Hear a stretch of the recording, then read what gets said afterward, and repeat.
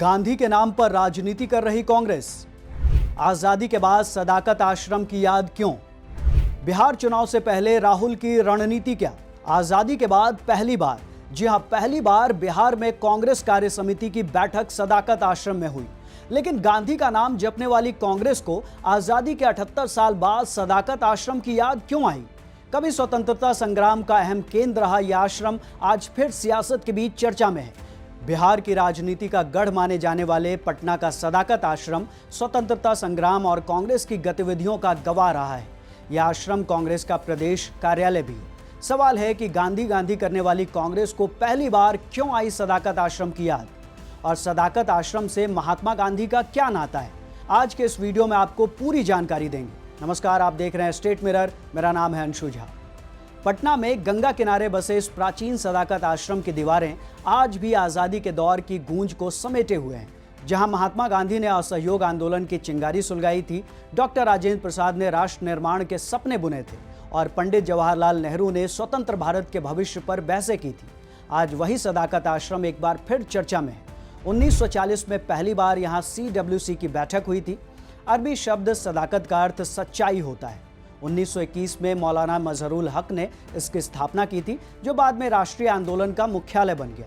दिलचस्प बात यह है कि आश्रम का शिलान्यास खुद महात्मा गांधी और उनकी पत्नी कस्तूरबा गांधी ने किया था।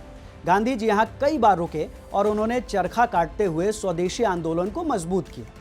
यहाँ महात्मा गांधी के अलावा डॉक्टर राजेंद्र प्रसाद, जवाहरलाल नेहरू, आचार्य कृपलानी और अनगिनत स्वतंत्रता सेनानी जुड़ते थे। सत्याग्रह, असहयोग और भारत छोड़ो आंदोलन जैसी कई योजनाओं का खाका जो है यहीं से तैयार किया गया था।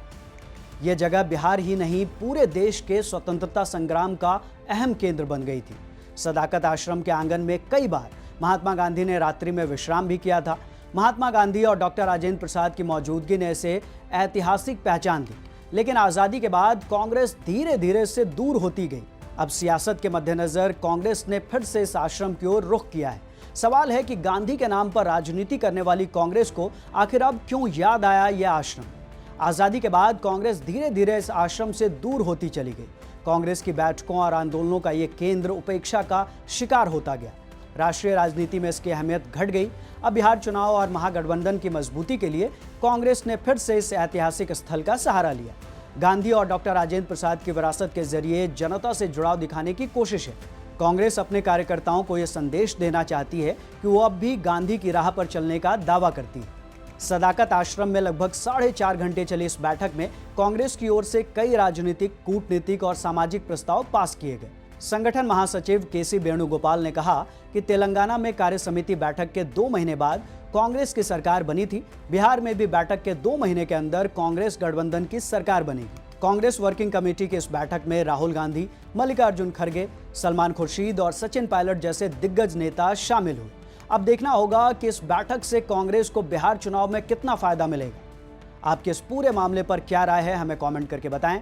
वीडियो अच्छी लगी हो तो इसे लाइक करें, शेयर करें और चैनल को सब्सक्राइब जरूर कर लें। शुक्रिया।